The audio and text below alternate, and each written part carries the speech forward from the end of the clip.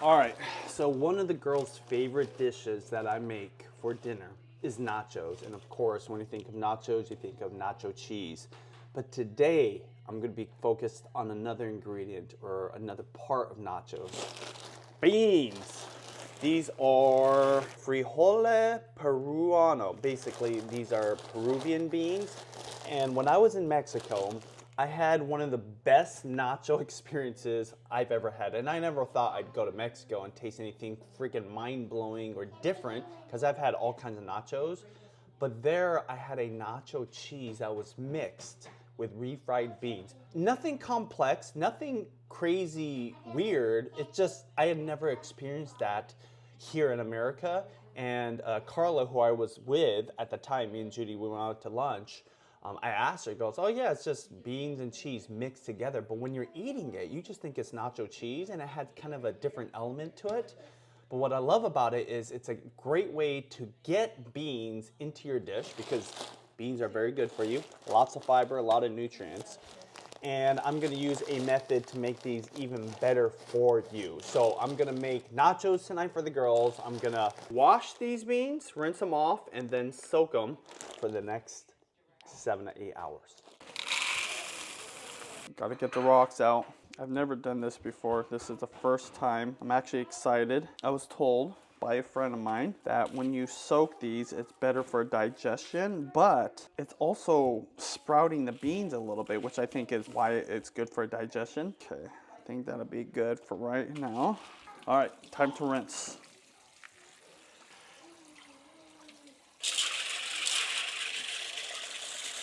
Washed, rinsed, and I removed all the bad looking beans.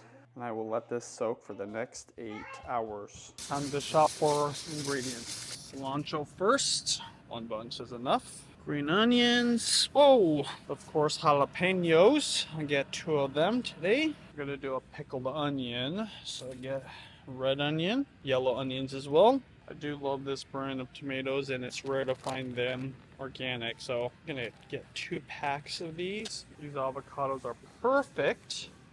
Already ripe, so I'll get a few of these. Next is protein and cheese. All right, so my friend Matt said skirt steak is where it's at. Oh yeah, that looks perfect. Gonna fry that up and chop it up and add it to my nachos. So I used to get some special Oaxaca cheese, but they don't have it anymore. So I'm gonna have to make do with Monterey Jack. Of course, I had to get the Velveeta. I forgot to vlog, but I did get crema. Just got done with workout, and now I'm gonna finally start the beans. Got all my other ingredients ready, but the beans, I need a pressure cooker, so let me see. This is gonna cut your time by at least half. I have been soaking the beans for a while now, but this is gonna make it so much faster. So let me get the beans out of the fridge. Look at these beans. Look at how much they've expanded, and they soaked up all the water. I had to fill it up a few times. So I'm gonna put it into the pressure cooker. Avocado oil. I'm gonna cut some onion, just rough chopping this. I'm gonna put some water in there. Now the beans have already soaked up so much water that they're hydrated. I'm just putting the water in here now because it needs something to cook with. That is it. I'm gonna go ahead and put this on the stove and get it cooking. So this is something you want to do ahead of time. Even though this is going to be way shorter than cooking it just on a regular pot, the regular way, it is going to still take about 35 to 40 minutes. So I want to get this started. I'm going to turn up the heat and then let it cook for that amount of time.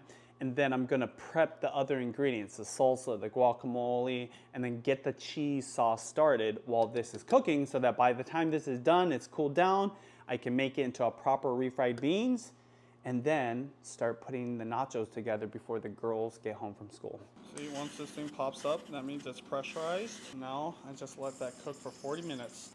All right, it's been 40 minutes. You gotta be careful with pressure cookers because there's a lot of pressure in there. I'm gonna release it. Whoa! Let it do its thing. Oh yeah, but it's still very, very hot. Oh my gosh, that smells like beans. I mean, that's all that is. There's not even salt in it right now. Okay, you're gonna have to bear with me. This is my first time doing this. I don't even know if the consistency is right. It's already so soft that I can't remove the water that is in there. But what my plan is to add some salt into this, maybe some bacon fat, get it to the point where I can start prepping the other ingredients and then integrate this into the cheese. So I mentioned this earlier, one of the things that's gonna be different about these nachos is I'm gonna add some of these beans to the cheese sauce. I've never experienced this before, but it makes complete sense. As long as it tastes good. You wouldn't think it would taste good. But the kids, they aren't necessarily gonna put these beans, even if I make it into a nice consistency, on their nachos. But if it's in the cheese, they won't even know the difference, especially the little ones. I'm not gonna add a lot. I'm just gonna add enough to where there's the fiber in there. But it was so delicious when I tried it, and that's why I'm cooking it this way. But this is a perfect consistency right here. Mama Susie says, add salt.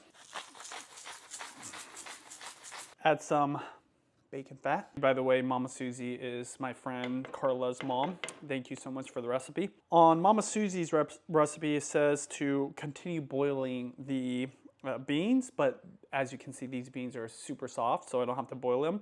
But it says to add some lard in there, so I'm using bacon fat. I think that's gonna be enough. I have a feeling though I need more salt. I'm not gonna use all these beans for the cheese sauce, just a little bit, and the rest will be for whoever wants a little bit more, like me and Judy. So this is what's gonna make it really smooth, and how smooth you want it is gonna be based off of your own preferences. It's called an immersion blender. This lets you blend whatever you're cooking right inside of the pot. So I've used this before for my tomato sauces. Now I'm going for a really smooth consistency, so I'm gonna blend it quite a bit so that it's nice and smooth. There we go. So there's these little blades on here. They're not really that sharp, but they do spin. Just put it in there. And you blend. As I mentioned before, I'm going for a super smooth consistency. In fact, I'm gonna make this very smooth, but I'm gonna take a whole bunch out and put it into another container and make it even more smooth so that it integrates into the cheese sauce without any chunks. That's good, but it needs more salt. Blend it a little bit more. So those onions that I put in there, they have basically disintegrated, which is perfect. This is good to go. I'm gonna go ahead and start prepping the other ingredients and then get the cheese sauce started. So I'm gonna do a double broiler today. All a double broiler is a way to heat up anything indirectly. So get a pot like this, pour water into the pot like this, turn on your heat. You're not trying to get this to a crazy boil, just enough of a simmer so it starts steaming. Next, you're gonna get a glass bowl like this.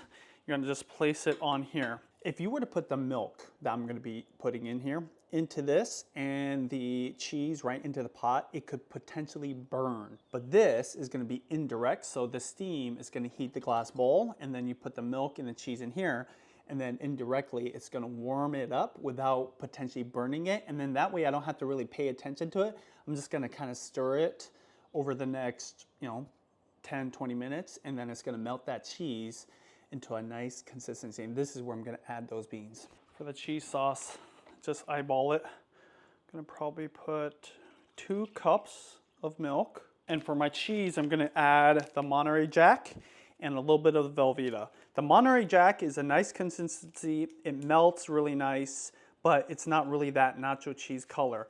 Velveeta melts even nicer and it's that color, but it's not as good for you. So I use a combination. I'm gonna use mostly Monterey Jack, and then I'm just gonna add a little bit of Velveeta. So let me go chop this up and then I'm gonna add it in here.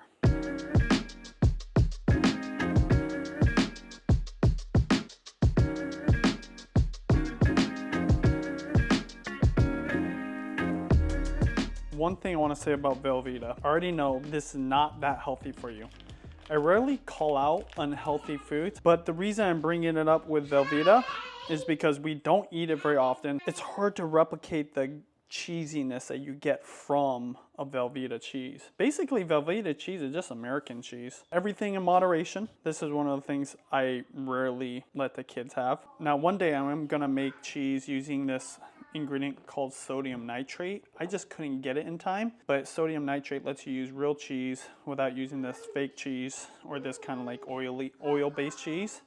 There you go. Milk is already warmed up, but it won't get too hot, which is kind of the whole point of double broiler. And this is going to take a while because it is a pretty firm cheese. But man, Monterey Jack melts up real nice. And this is why you want to get this started well before you're going to serve the nachos. And this is going to kind of melt over the next 10 to 15 minutes. I will go ahead and add some of the Velveeta, but not that many. I'll add that later because it will melt much faster. I'm not even going to really worry about stirring this until about 5 minutes from now, but you'll see what I do here in a second. All right, Uncle Matt, look what I got. Sodium nitrate, okay? Is this the right stuff for the nacho cheese? No, you want sodium citrate. Oh my gosh. You can make your own with baking soda and lemon juice. Oh my God, I totally bought it. Sodium citrate. Yeah. What does sodium nitrate do? To be honest, I have no idea. I've never even bought that. I was all excited because, hey, look, I was all excited because I've got my beans right here, right? I got a double broiler. Hey, you don't even need the double broiler. You just dump the milk, the sodium citrate, and the salt, bring it up to a simmer, and then you turn the heat off, you toss the cheese in, cover it, let it melt, and then you blend it with a stick blender, add some vinegar. Okay, next time. I'll do it next time. Okay, I gotta get sodium citrate next time, and maybe next time you come here and make it with me. Yes, I will. Not sodium nitrate, sodium citrate. I'm glad I checked before I just added that in there. Okay, so it's already steaming, and the milk is definitely hot now. But the reason you want sodium citrate is because when you add the sodium citrate, it makes it so it doesn't solidify. And he said you don't even need a double broiler. But since I don't have the sodium citrate, and I didn't think I was gonna get it from Amazon today, I'm doing the double broiler. Now I can already tell there's way too much milk in this, so I might actually remove some milk or maybe add some more cheese. So I might do a little bit of both. Add a little bit more cheese. I did remove a little bit of milk, a little more Velveeta, and within the next 5 minutes, this should be good to go. So a really quick, healthy snack for the girls that we love to give them is frozen fruit. One of their favorites, frozen mangoes. So that's what we're gonna get them while I'm finishing lunch up. What's nice about mangoes, when you freeze them, they freeze them at the height of ripeness. And when you bite into it, it's very creamy. It's almost like a ice cream texture. So it's a nice little snack. But the cheese is just about ready. See, even with that Velveeta cheese, it's still not that classic color. I might add a little paprika. This will work for right now. And then our beans. I kept it on a very low heat, but it is looking amazing so far. So to make these beans super smooth, I'm going to blend them in this blend tech. I'm doing this so that when I add it to the cheese, the girls don't even notice it's in there. In fact, when I let them try these nachos, I'm not gonna tell them that I added beans to it. So I'm just gonna pulse this. I'm not adding that much to the nacho cheese, just enough so that I get a little bit of fiber in there. I want to make it a little bit more nutritious for them.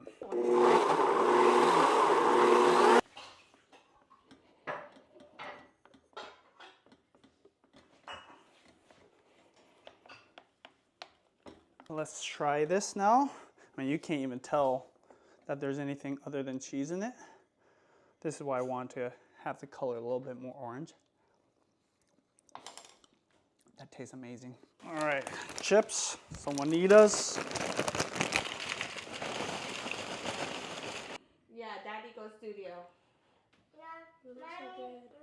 Wow, the beans look bomb. Mm-hmm. Okay, are we having a fiesta? Mm-hmm, we are. Go ahead, try it. You know what, but we could probably put this in the fridge, yeah? Yeah, try that. No, try the beans on its own. Oh.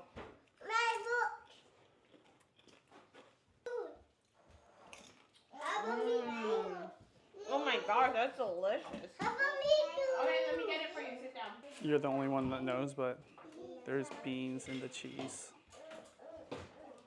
Remember in Mexico, we had that one nachos? That's amazing. Mm-hmm. Is it good? You have to eat the chip too, not just the cheese, but actually it's not that big of a deal because the cheese is healthy. Just try the cheese and tell me what you think about the cheese.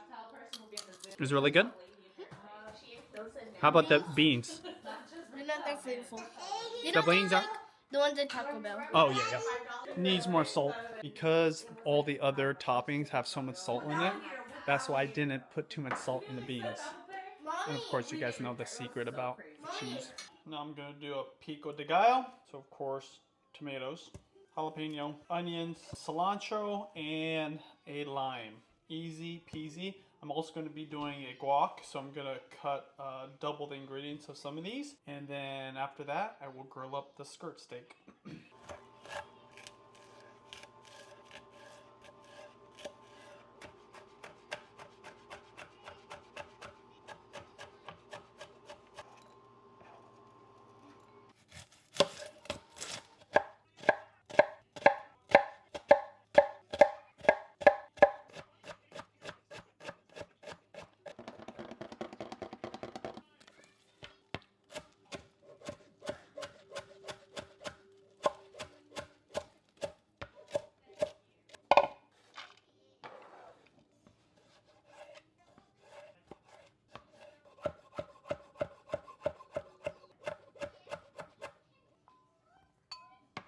Now I'm going to make the pico. Crush these limes first.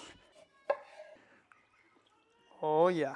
Add some jalapenos. Plenty of cilantro. Then of course gotta have onions. I don't know what the ratio is, but usually it's a 1-to-1 ratio for me for onions and tomatoes. Salt. Pepper. I'm gonna add some more lime juice here.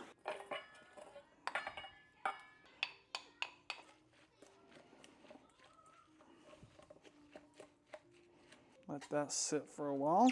How's that look? Now for the guacamole. Gotta bust out the molcajete. There you go. Always put a paper towel to just keep it from getting dusty so it's ready to go. All right, start with the garlic, of course. A little bit of onion. Some of this jalapeno. A little bit of cilantro. Salt. Pepper. Smash it.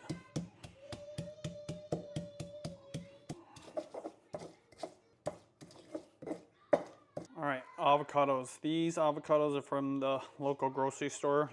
You saw me shop for them. I was thinking Costco kind of gets away with having bad produce once in a while. And the reason I say that is there isn't anybody paying attention to the produce the way someone would be at the grocery store. And the second thing is, say there is some bad produce, right? Whether it's avocados, which that's happened a few times now, or maybe like a watermelon. The thing is, even though they have a great return policy, you don't go to Costco often enough where it makes sense to bring back your produce. And it's almost kind of annoying because at that point you've already cut into it, it's leaking juices. I just thought, man, you know, more and more I try to buy things like avocados or you know, fruits that I've kind of lucked out on at the grocery store versus Costco. Have you experienced that same thing? All right, just smashing all this. Notice I didn't put any tomatoes. Normally I would, but the tomatoes are already inside of the pico de gallo, so I'm making a quick, very simple guacamole. Whoa, Nella. Skirt steak. So Matt told me skirt steak is where it's at. Not just for tacos, but even nachos. So skirt steak, as you can see, a lot more fat, a lot more flavor. I'm going to just quickly salt and pepper. I'm not even gonna do both sides, or maybe I'll do both sides. I'm gonna grill this on really high heat, and then I'm gonna chop it up so it's into little bits. And Judy's gonna love this, because this is gonna be delicious. And I've never done this before, skirt steak. Yeah. Time to grill.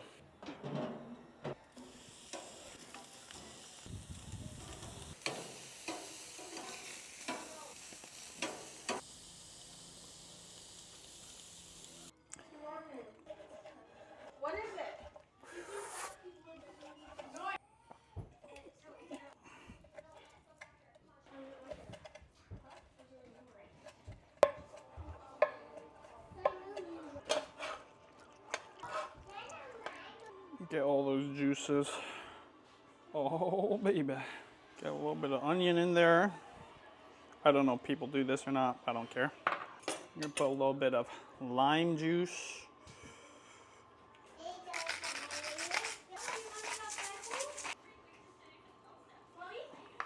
Beans, done. I did add a little more salt. The cheese is also done. Look at that. Oh my lordies, look. Guacamole. Looks like people have already been digging at this. Skirt steak, which is amazing. Pico de gallo, pickled jalapeno.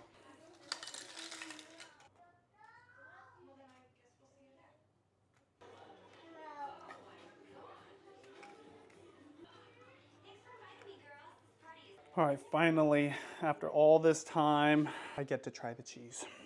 Look at this, look at this. Melty, it's mixed up. Oh. There you go. Add some pico to this. Yeah? Again? Get a little bit of beans, get a little bit of pico. All the girls have loved it. Even Bella had no clue that this cheese, which kids just love, has a lot of fiber in it. Bomb.